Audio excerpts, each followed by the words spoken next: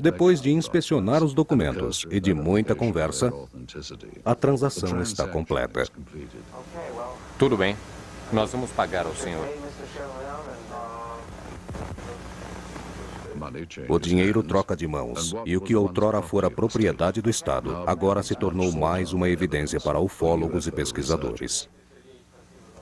O que fez essa transação ser um sucesso foi o fato de que a maioria dos documentos adquiridos eram diversificados e incluem uma página super secreta sobre uma operação conhecida como Sverdlovsky Midget, requerida pelas forças militares através do Ministério de Defesa soviético. Quais as chances do governo ocidental manter um segredo tão debatido? Algo parece certo. Procedimentos secretos foram executados por trás da cortina de ferro. O que eram esses procedimentos? E por que longe da imprensa? Por que o governo não os mantinha em segredo? Muitos acreditam que o governo americano tem mais do que mero interesse na presença de extraterrestres antes mesmo do século XX.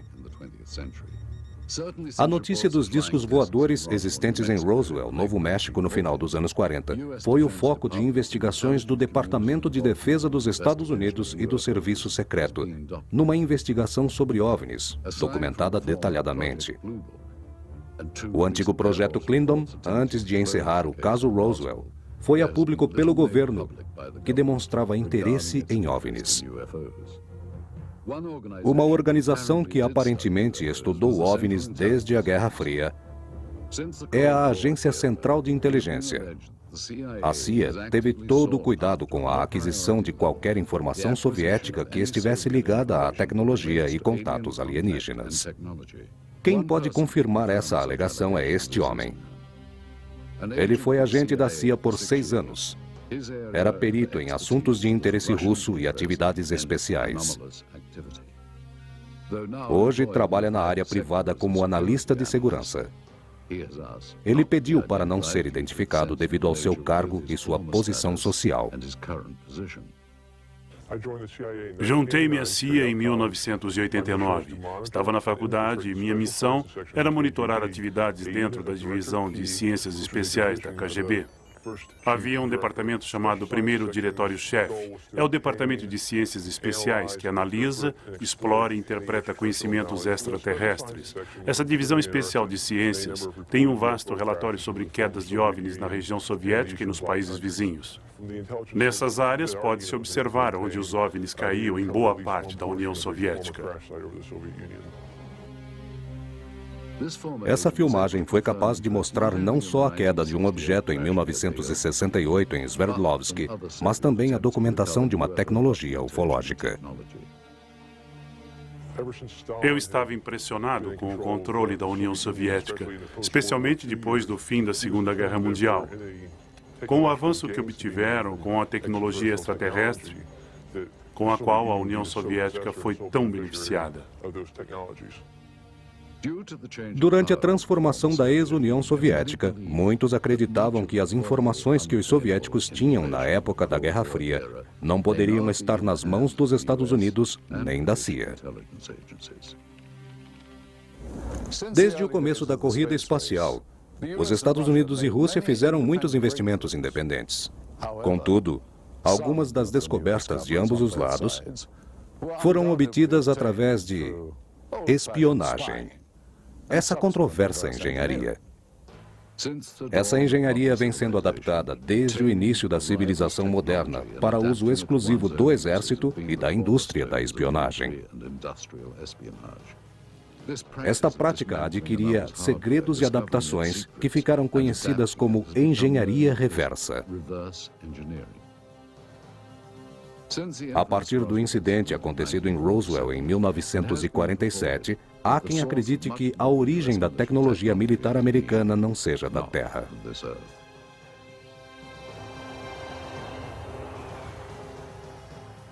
Essa tecnologia dos destroços encontrados em Roswell foi totalmente copiada. É incrível quando você olha para o contorno dessas máquinas, como a tecnologia e os desenhos copiados são de aeronaves em forma de discos. Nós acreditamos seriamente que ela seja o designer de Roswell, o santo grau da era espacial de design tecnológico. De acordo com testemunhas, esta amostra de material foi colhida de uma nave durante a reforma econômica da ex-União Soviética, que possui uma tecnologia muito superior a qualquer outra. Temos informações de que por volta dos anos 40, os alemães também desenvolviam essa tecnologia. Nós desenvolvíamos o que chamávamos de novos eventos e conceitos, na época da engenharia de foguetes, o que para nós era novidade. Esse tipo de exibição com fumaça bem no alto colocava os russos para baixo, fazendo-os pensar que éramos melhores do que eles. As informações de ambos os países eram mantidas em segredo. Eu gostaria de destacar que os acontecimentos em Roswell poderiam ter ocorrido em outro lugar. Nos progressos do telescópio Hubble feitos por engenheiros, há rumores de que foram beneficiados por engenharia reversa alienígena. Além de Roswell, há outro lugar para considerar que se trata de engenharia alienígena. Militarmente facilitado e localizado no deserto, ele é conhecido como Área 51. Uma teoria diz que a Área 51 é o centro da engenharia alienígena. Seriam os Estados Unidos os únicos a possuir um segredo em relação ao desenvolvimento de novas tecnologias? Ou o exército soviético, com sua organização secreta, conseguiu tecnologia com naves alienígenas que foram encontradas na Rússia? Os russos têm sua própria versão para a Área 51, localizada em algum lugar inabitado desse país imenso.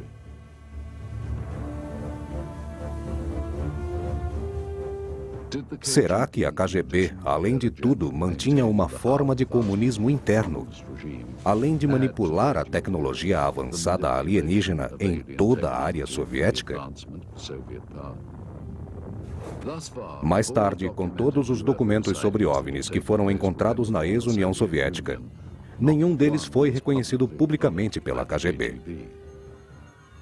A engenharia reversa tornou-se uma prática comum ao redor do mundo, no exército e nas indústrias. Porém, há ou não uma forma de se obter tecnologias alienígenas?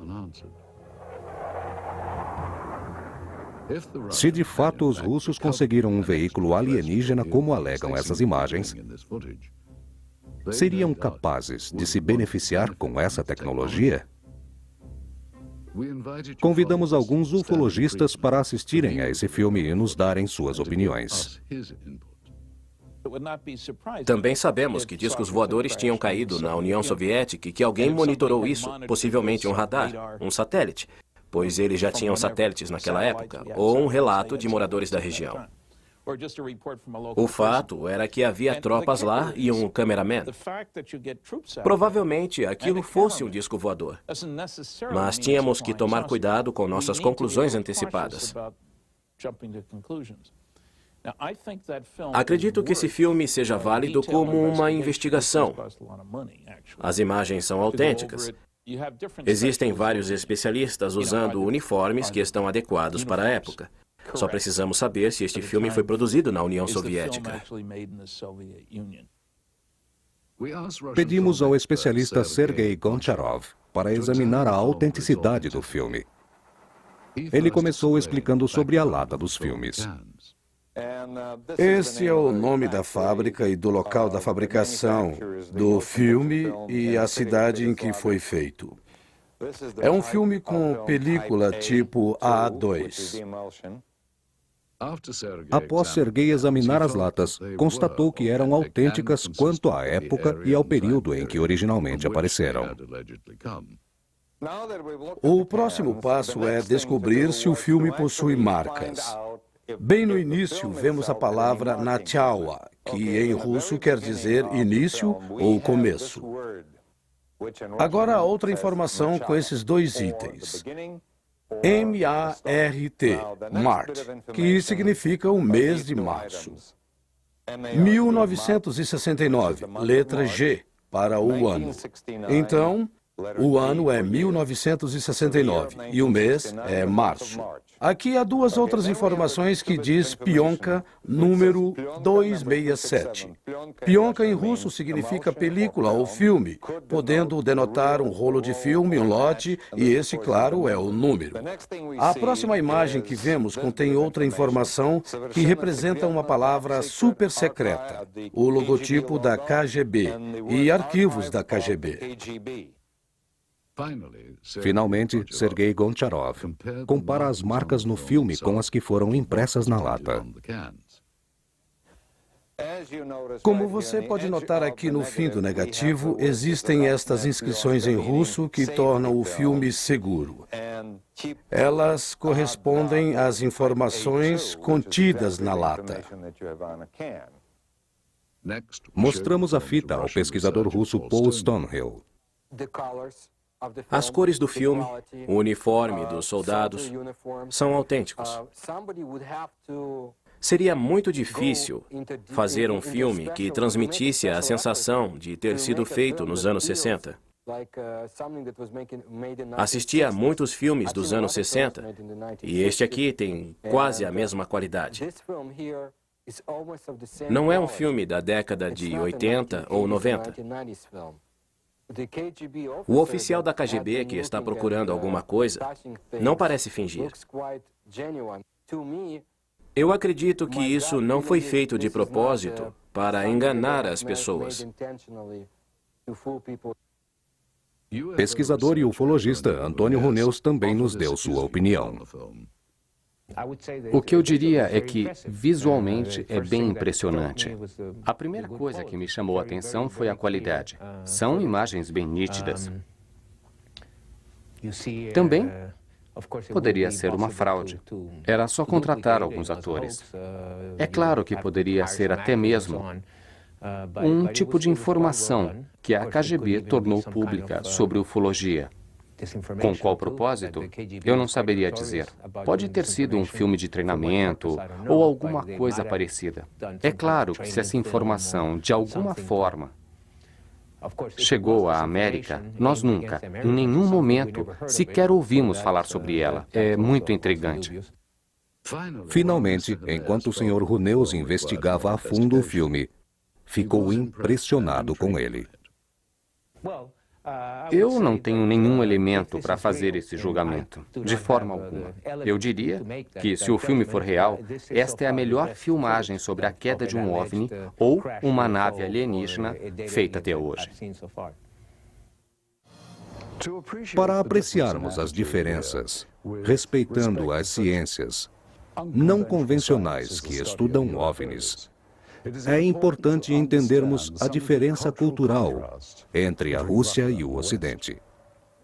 Por séculos, a cultura russa limitava sua religião em misticismo e superstição. Nos tempos dos czares, não era incomum ter líderes místicos não oficiais.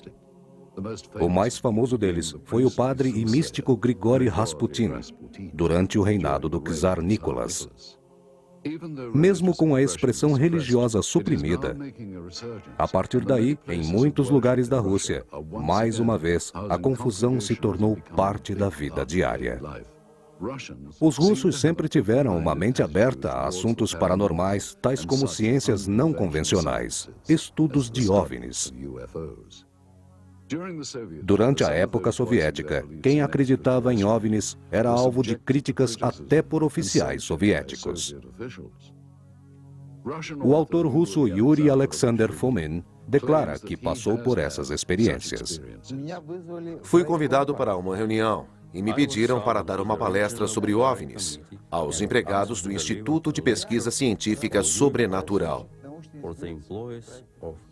Concordei, e depois da palestra, o coordenador-chefe da reunião sugeriu que todos os presentes ficassem em pé e submetessem minhas explicações a críticas. Mas isso não aconteceu. Todas as pessoas que assistiram minha palestra disseram: "Isto é bem interessante, merece mais atenção e deve ser investigado." E então, o comitê da reunião disse: Você está aqui para expressar seu consentimento com as reações oficiais nessa palestra. E, ao invés disso, está tentando fazer disso um fato verdadeiro. Quando os comunistas se interessaram por OVNIs, já havia muita gente envolvida nisso. Dizem que os alienígenas já estiveram aqui há séculos, se não há milhares de anos. Ao contrário dos americanos, muitos cidadãos russos estão mais suscetíveis ao sobrenatural. Muitas pessoas foram vítimas de tabloides como os americanos. Contudo, muitas informações foram coletadas e as pessoas leram em revistas secretas e ouviram boatos. Elas acreditam em explicações sobre extraterrestres. Entretanto, ao longo da história dos OVNIs, os russos são mais cínicos que os americanos na sua aproximação com a verdade. Simplesmente porque tudo é uma mentira. Tanto os americanos como os russos acreditam que foram enganados pelo governo sobre muitas coisas, incluindo pesquisas sobre extraterrestres. Quando os russos pesquisaram sobre o oficial aposentado da Marinha Soviética Vladimir Azhazra, os relatórios oficiais sobre OVNIs pedidos pelo governo soviético não foram entregues por falta de cooperação.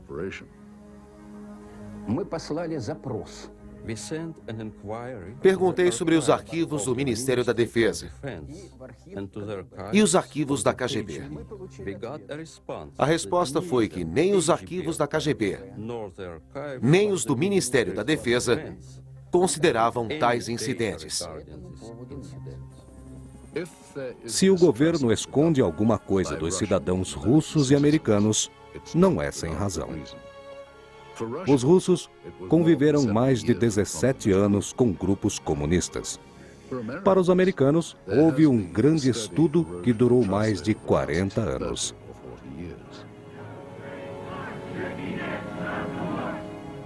O conhecimento dos americanos de que seu governo não foi honesto só veio aparecer depois dos anos 60, quando a Guerra do Sudeste Asiático foi escalada secretamente com campanha de bombardeamento no Camboja.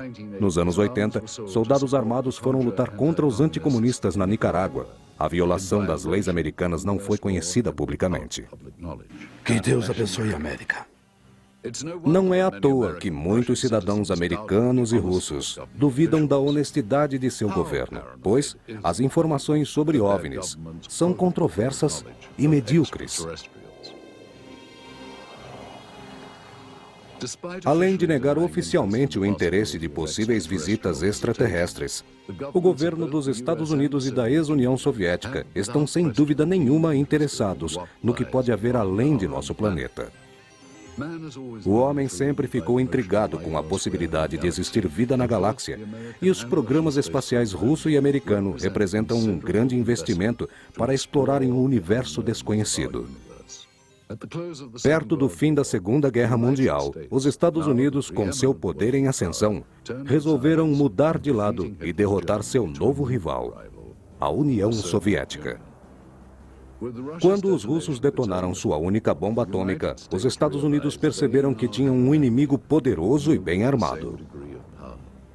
Durante a gestão de Truman, muitos funcionários do governo se tornaram praticantes do comunismo, eventualmente liderados por comunistas soviéticos que espionavam os comitês de ativistas americanos. Winston Churchill declarou que a paz na Europa estaria atrás da cortina de ferro e que estava começando um novo conflito entre o Oriente e o Ocidente, a Guerra Fria. Com medo da dominação dos Estados Unidos, o crescimento comunista tomou forma de estranhas invasões de outros planetas. As invasões soviéticas por seres de outros planetas eram o medo que os soviéticos tinham de serem invadidos pelos Estados Unidos. A quantos quilômetros de distância estariam seguros de um ataque? Os americanos fizeram muitos filmes de ficção científica onde o homem lutava contra essa terrível ameaça. Os jatos começaram a sobrevoar uma grande área. A próxima fronteira a ser conquistada eram as estrelas. Isso tornou-se uma competição mundial entre soviéticos e americanos e entre quem os dominasse primeiro. Era o início da corrida espacial. Para cumprir as exigências dessa tecnologia, a NASA, a Aeronáutica Nacional e Administração Espacial, foi fundada em 1958. A corrida espacial quase terminou com a derrota dos Estados Unidos com a nave russa Sputnik. Os Estados Unidos se surpreenderam com a União Soviética indo tão longe nessa corrida e não tardaram para irem atrás. Quando o cosmonauta Yuri Gagarin deu sua histórica volta ao redor da Terra em 1961, sendo o primeiro homem a ir ao espaço. Os Estados Unidos perceberam que só venceriam os soviéticos se mandassem um homem à Lua. E esse sonho foi realizado por um campeão apaixonado. Foi o presidente John Kennedy que prometeu colocar um homem na Lua até o fim da década, levando a corrida espacial para uma outra dimensão. Foi Neil Armstrong, historicamente o primeiro homem a pisar na Lua em 29 de julho de 1969, realizando o grande sonho americano. Nos anos seguintes, os foguetes de combate da NASA se tornaram os mais modernos do mundo, mesmo antes da confusão do comunismo. Uma nova unidade foi desenvolvida em conjunto com a Rússia e com os Estados Unidos. Esse caminho fez surgir uma nova cooperação que acabou culminando na união das tripulações russas e americanas numa estação espacial. A maioria dos astronautas, como o Dr. Michael Ford, fizeram um ótimo trabalho em equipe com os russos no espaço. Agora, os demônios da Guerra Fria estavam em silêncio. Mas o primeiro ser humano a ir ao espaço era soviético.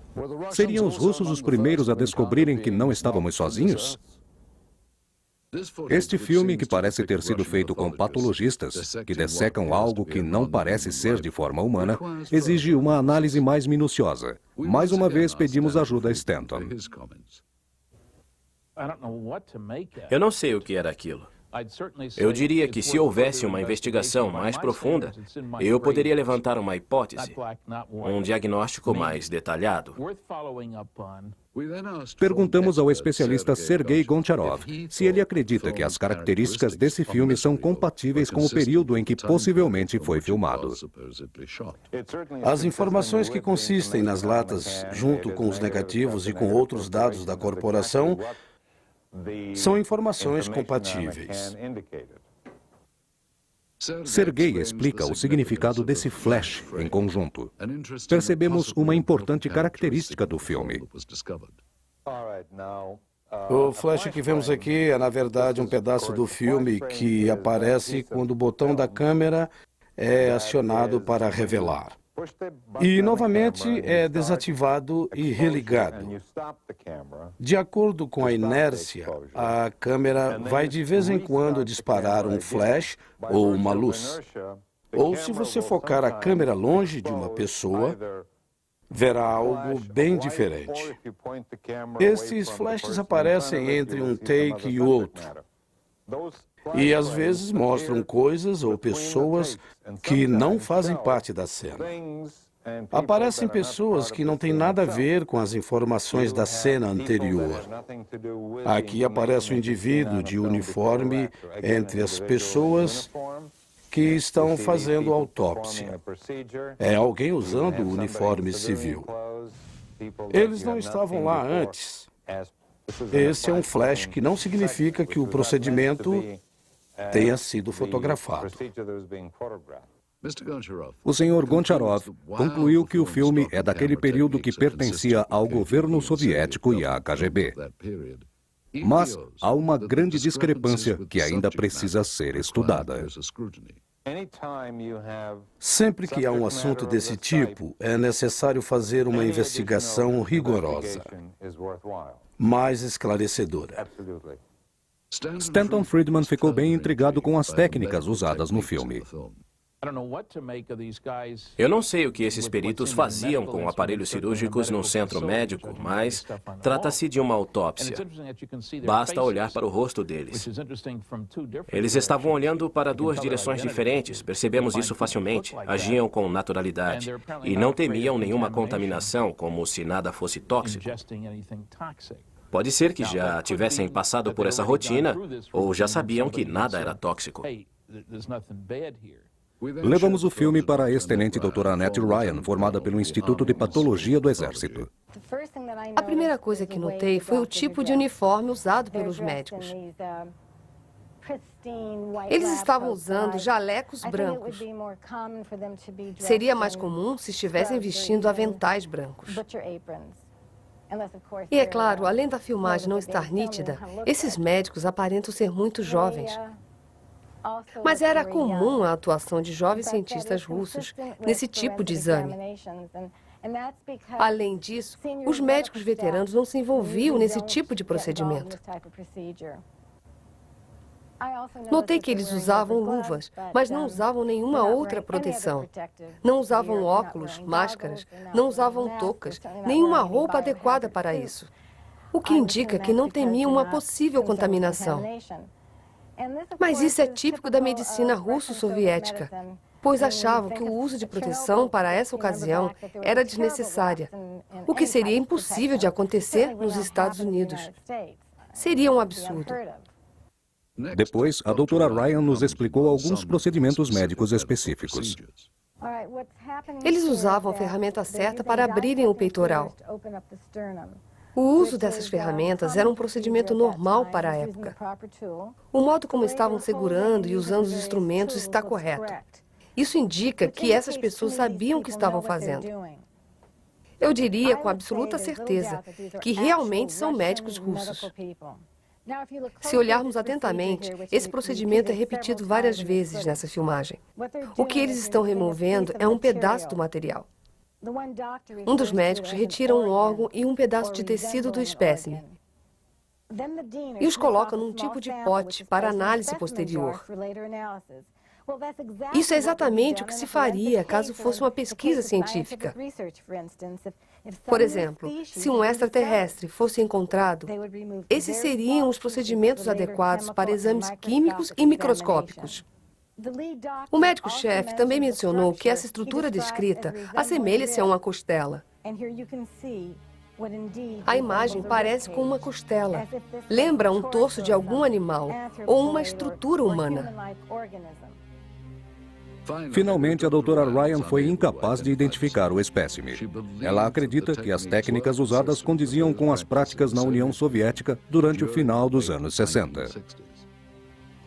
Temos poucas informações sobre o espécime aqui, a não ser as descrições dos patologistas e um código usado pela KGB. Como que se parecia este espécime? Usando apenas as imagens colhidas deste filme, processo de escaneamento, um programa moderno 3D de computador, um pouco de imaginação e de especulação, os técnicos recriaram o que muita gente acredita que seja um ser extraterrestre.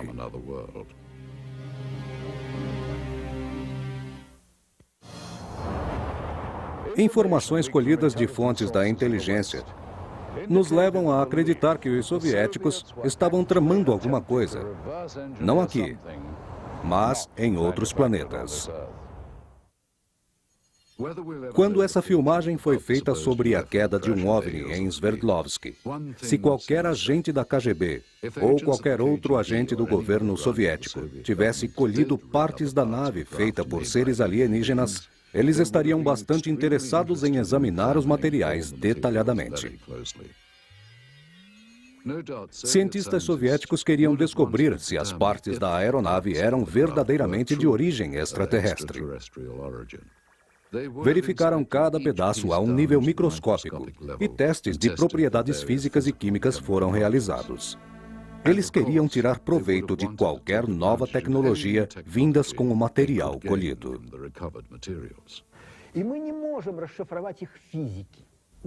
Somos incapazes de resolver este enigma físico.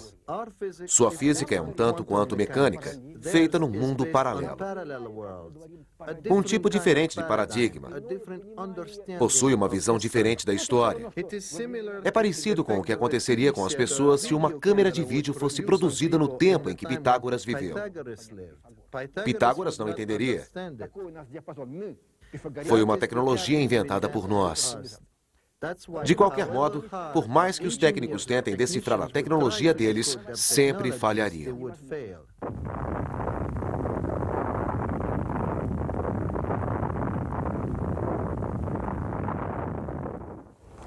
Retornando ao Ocidente, não que o exército considere OVNIs um assunto sério, mas os soviéticos estão interessados em Roswell.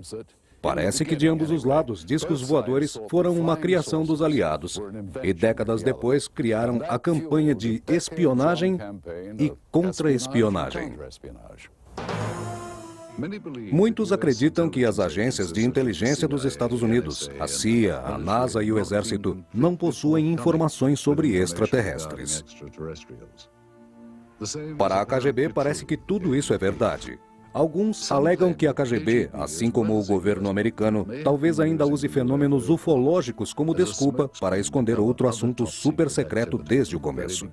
O ex-cientista pesquisador Dr. Richard Haynes nos disse: Tudo o que eu tenho a dizer é que há muitos documentos da época de Stalin. E eles alegam um grande interesse no que estava acontecendo em Roswell por volta dos anos 40. Isso faz sentido do ponto de vista que um grupo de bombardeadores estava reunido. Na verdade, 4 ou 5 grupos que atacaram Hiroshima e Nagasaki ao mesmo tempo. Eram pilotos treinados. É possível entender que Moscou estava muito interessado nesse assunto. Se OVNIs fossem capturados, eles os usariam em ambos os lados. Então, era conveniente para o governo russo, quero dizer, para os soviéticos, continuar a charada que é o centro dessa informação. Existem muitas teorias e informações sobre OVNIs. Porém, pesquisadores acreditam que o governo dava mais atenção aos prováveis ufologistas que se dedicaram como forma de dar credibilidade às pesquisas ufológicas. Abduções alienígenas e teorias de conspirações são as mais plausíveis e, ao mesmo tempo, as mais visíveis. A cantora russa de rock and roll Natalia Medvedeva alega conhecer muitas pessoas que tiveram contato com aliens. Um sujeito morreu e outro ficou paralítico.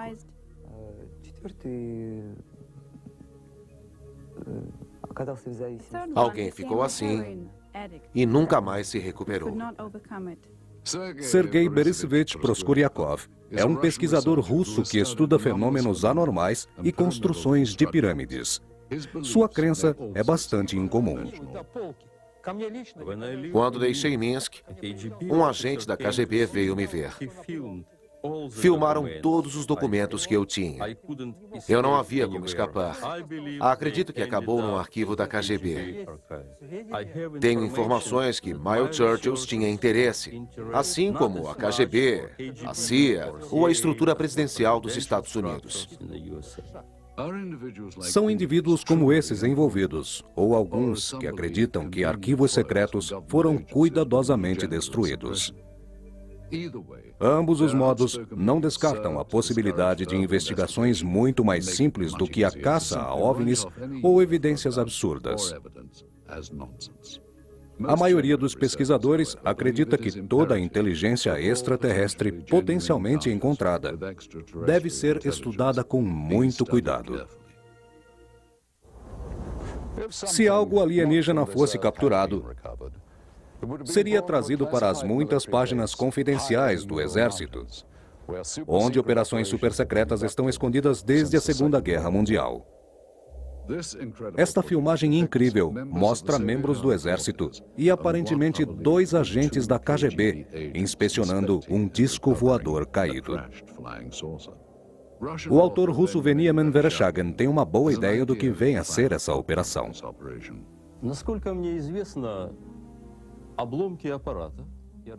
Pelo que eu sei, as partes técnicas e orgânicas foram trazidas de Mitish.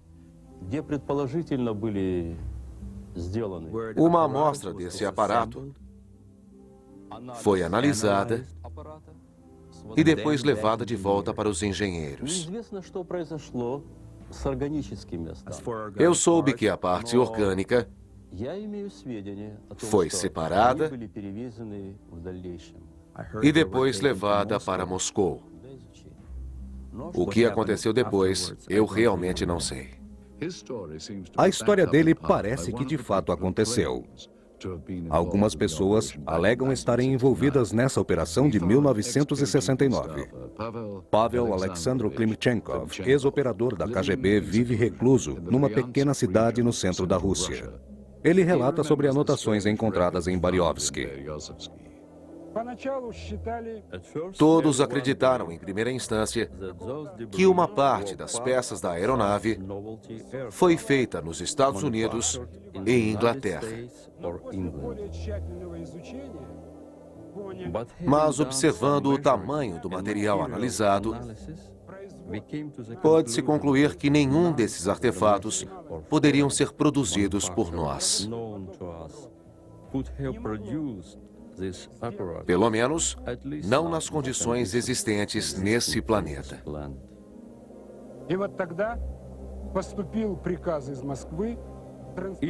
Aquela nave foi transportada do interior da Rússia para uma base em Moscou. Unindo todos os outros oficiais, eu era o único que deixava esses materiais seguros e a salvo dos outros na estação.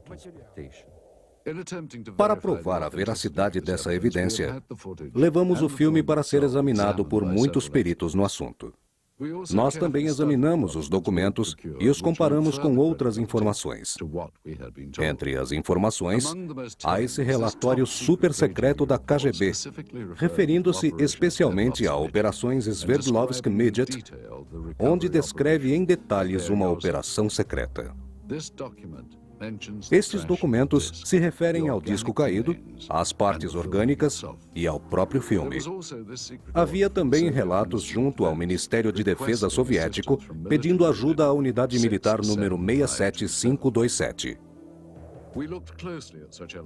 Olhamos atentamente os elementos dessas imagens como símbolos nos braços dos uniformes dos soldados. Eles consistem em símbolos usados tanto pela Companhia de Defesa quanto a Unidade Militar Soviética 67527. Eles estão usando vestimenta de inverno. Portanto, em seus casacos, os distintivos não aparecem muito. É que nos uniformes de inverno não é habitual o uso de identificações. Eles são membros de uma mesma unidade. Podemos ver isso pelas armas que são do tipo AK, muito avançadas para o exército russo, até mesmo para os dias de hoje. Esta é uma arma russa automática. Esta é claramente uma AK. Não há o que duvidar. No filme aparecem muitas armas russas. As anotações do exame científico realizado no espécime são semelhantes às imagens da dissecação. Quando Venieman examinou o filme, ficou impressionado com o tamanho do objeto.